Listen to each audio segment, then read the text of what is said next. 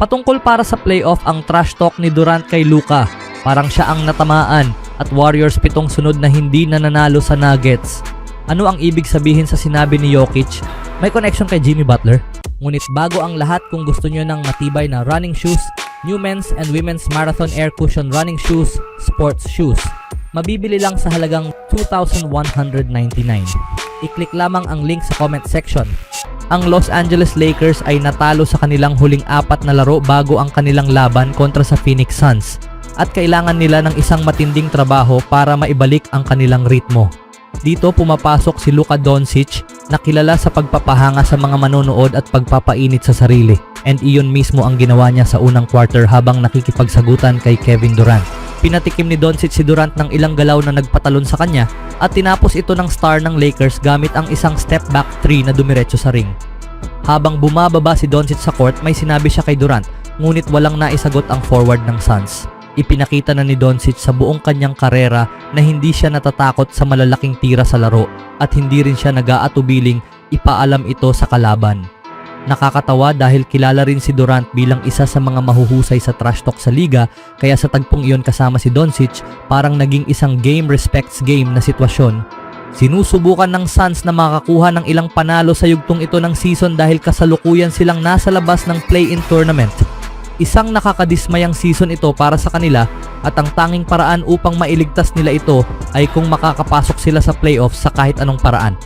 Para sa Lakers, isa sila sa pinakamainit na team sa liga bago ma-injury si LeBron James sa kanyang singit na naging dahilan ng kanyang pagkawala sa nakaraang linggo. May posibilidad na lumiban pa si James ng isa pang linggo habang nagpapagaling. Kaya umaasa ang Lakers na maibalik nila ang kanilang laro upang hindi sila bumagsak ng husto sa standings. Si Luka Doncic ang kailangang umako ng bigat ng laro para sa Lakers at kaya niyang gawin ito. Sa isang labanan sa pagitan ng dalawang team na may pinakamaraming stars sa NBA, nasaksihan ng mga fans ang isang espesyal na sandali na kung hindi sa teknolohiya ay maaaring hindi nila nalaman. Sa pagbisita ng Phoenix Suns, pinangunahan ni Kevin Durant ang kanilang team laban sa Los Angeles Lakers na pinamumunuan ni Luka Doncic. Sa laban na ipinalabas sa ABC, parehong nilagyan ng mic ang dalawang superstars. Papasok sa linggo, sinusubukan ng Lakers na tapusin ang kanilang 3 sunod na pagkatalo, isang bagay na nagawa nila matapos talunin ng Suns sa iskor na 107-96. Malaking bahagi ng tagumpay na ito ay dahil kay Doncic na nagdala ng koponan sa kanyang likod, habang si LeBron James ay patuloy na nagpapagaling mula sa injury sa singit. Habang patuloy na nasasanay ang mga tagahanga ng Lakers sa husay at liksi ni Doncic, nakapuntos siya ng isang shot na mismong si Durant ang nagbabala na hindi na ito magiging madali sa NBA playoffs. Isang babala na maaaring hindi na kailangan ni Doncic, lalo na't inamin niya na hindi pa siya nakaranas na maging ganoon kaluwag sa depensa. Gayunpaman, ito pa rin ay nagresulta sa isang espesyal na palitan sa pagitan ng dalawa. Kung bakit naging madali ito para kay Doncic ay dahil na rin sa Suns, na isa sa mga pinakanakakadismayang team ngayong season. Bago ang laban noong linggo, natalo sila sa 6 sa kanilang huling 10 laro. Bukod pa rito, nasa 27 na sila sa buong liga pagdating sa defensive rating. Posible rin na ang babala ni Durant ay bunga ng kanyang frustration, lalo na't nahuli rin siya sa mic na pinapayuhan ang kanyang mga kakampi na gawing mahirap para kay Doncic ang pagkuha ng puntos. Hindi natin mapipigilan si Doncic sa pag-score, bro, sabi ni Durant. Hindi tayo pwedeng pumasok sa laro na iniisip na mapipigilan natin ang pinakamahusay nilang manlalaro sa pag-score. Kailangan lang natin gawing mahirap para sa kanya. Hindi natin pwedeng hayaan na makakuha siya ng 12 assists at 40 puntos. Kung nagawa nga nilang pahirapan si Doncic o hindi, ay maaaring iba-iba ang interpretasyon. Ngunit sa kabila nito, ito pa rin ay isang bihirang pagkakataon na makita ang pananaw ng dalawang pinakamahusay na manlalaro sa mundo. Anong masasabi nyo dito mga kaibigan? Sa ibang balita naman, dalawang team na magtatapat sa unang round kung magsisimula ang playoffs ngayon ang may pagkakataong makakuha ng mahalagang panalo sa Martes ng araw, kung saan maghaharap ang Denver Nuggets at Golden State Warriors sa San Francisco. May hawak na home court advantage ang Nuggets sa serye mula sa pangatlong spot laban sa pang-6 na spot sa Western Conference, pati na rin ang malinaw na kalamangan sa kanilang huling mga laban matapos talunin ng Warriors ng 8 sunod na beses kabilang ang 119-115 panalo sa kanilang home court noong Disyembre. Hindi pa nagkikita ang dalawang koponan sa postseason mula nung year 2022 kung saan tinalo ng Warriors ang Nuggets 4-1 in 7 game series. Sa kanilang landas patungo sa kampyonato, hindi pa nakita ng Denver ang Golden State na may Jimmy Butler, ngunit pamilyar na ang Nuggets sa former Miami Heat star. 2 beses naglaban ang Denver at Miami sa unang bahagi ng season kung saan nagtala si Butler ng 18 puntos sa kanilang huling laban noong Enero. Nanalo ang Nuggets sa parehong laro. Simula nang matrade si Butler sa Warriors noong nakaraang buwan, hindi pa siya masyadong nakakaranas ng pagkatalo. May record na 14 na panalo sa 2 pagkatalo ang Golden State mula nang sumali siya sa koponan kung saan ang isa sa 2 talo ay sa tanging larong hindi siya naglaro.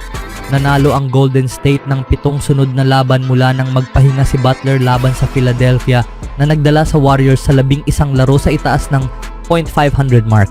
Ang star ng Warriors na si Stephen Curry na nagtala ng 24 na puntos at 11 assist sa kanilang unang pagkatalo sa Denver ay aminadong kahit paano ay nakagagaan ang pagiging nasa ika-6 na pwesto dahil ito ay direktang ticket sa playoffs. Ngunit alam niyang marami pang maaaring mangyari sa natitirang 15 laro sa regular season. Ang pagiging ika-6 ay isang magandang pundasyon para sa amin ngayon, pero wala pa kaming sapat na puwang para maging kampante. Kailangan naming ipagpatuloy ang panalo, ani Curry. Nanalo na kami ng 7 ng sunod-sunod. Ang kontrolado lang namin ay ang aming sariling laro, kaya kailangan lang naming manalo ng mas marami pang laro at samantalahin ang aming homestand. Mula sa momentum ng 4 sa isang pagkatalo sa road trip sa Eastern Conference, sinimulan ng Warriors ang kanilang 7 sunod na home games na may 4 na panalo.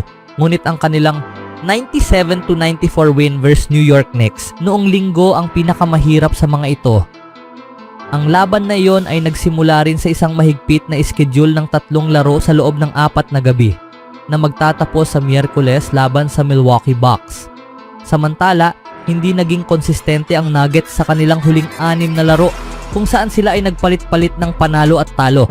Ang kanilang roller coaster na kampanya ay kinabibilangan ng isang 131-136 win laban sa Los Angeles Lakers nung Sabado bago sila magulat ng Washington Wizards in 126-123 loss.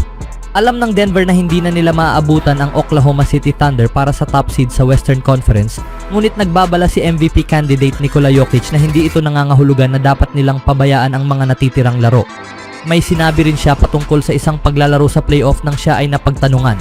Kung ano ka sa regular season, ganun ka rin sa playoffs, ani ni Jokic. Hindi mo lang basta-basta maipipihit ang switch. Hindi iyon totoo. Bagay na hindi siya naniniwala sa kasabihan ng playoff Jimmy na kung saan nagigising ang paglalaro nito sa playoff. Sa kanilang talo sa Washington, nagtala si Jokic ng 40 puntos, 13 rebounds at 9 na assists. Ngunit na ipanalo ng Wizards ang laban matapos maipasok ni Jordan Poole ang isang 35-foot 3-pointer with 2.1 seconds remaining. Sa loob ng 8 sunod na panalo ng Denver laban sa Golden State, 3 triple-doubles na ang naitala ni Jokic. Sa kanilang panalo noong Disyembre, nagrehistro siya ng 38 puntos, 10 rebounds, 6 na assists at 5 steals.